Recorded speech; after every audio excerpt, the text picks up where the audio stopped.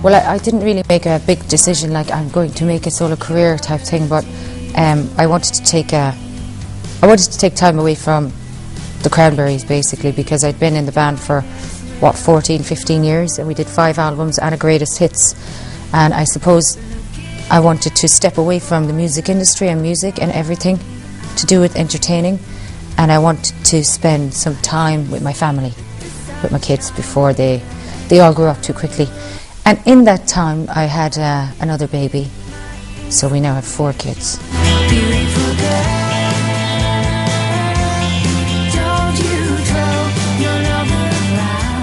I'm not really sure. I suppose I'm really kind of caught up in this album and this part of my life now, which is me and Are You Listening, and this album and these songs, and I suppose this is where I am. So I'm not really thinking about the Cranberries because it's in the past. Whether it might be in the future or not, I'm not really sure. But right now I'm enjoying this album and this kind of, this freedom.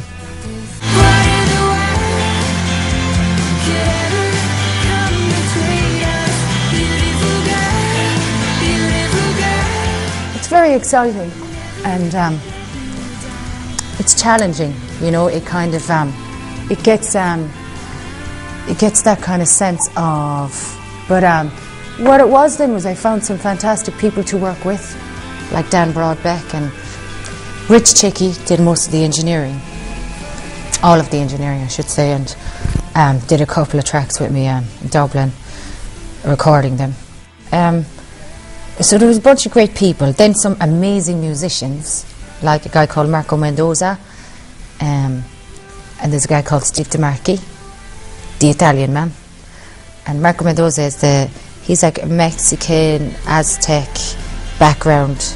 And then there's a guy called Graham who's Irish. So we've got the multicultural thing going on. We've got all the cultures, and that's kind of cool.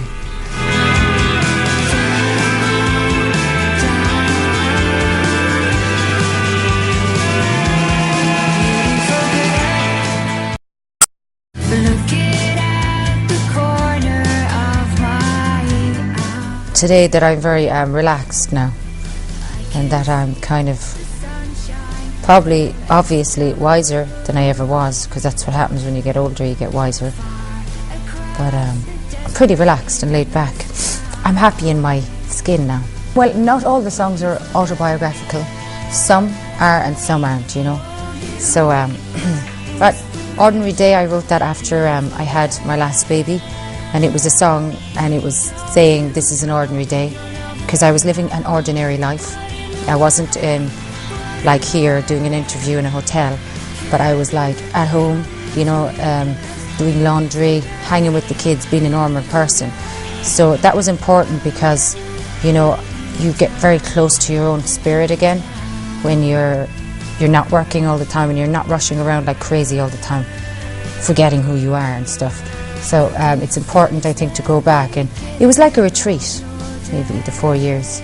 It was like a spiritual retreat. This is the beginning of your day. The Black Widow was written about a period about 3 years ago.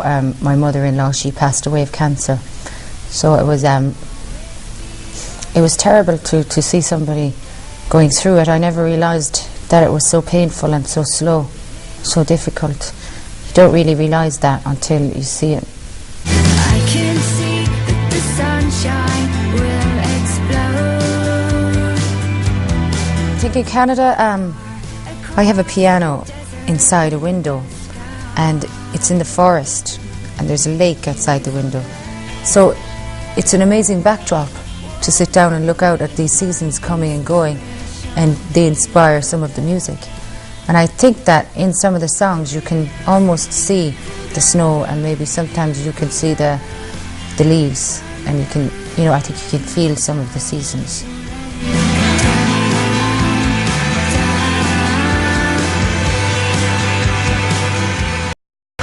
We shot it in Prague. It was a one-day shoot, and the director, his name is Caswell Coggins, and he's a really fantastic director. He's kind of I suppose he's kind of quite spiritual, because he his visualizations and his ideas are very coming from the heart. I think he has a very beautiful, unique kind of an eye. He has a very good eye. I think when you see the video, you'll see what I'm talking about. Like, it's very real. It's also a little bit mysterious.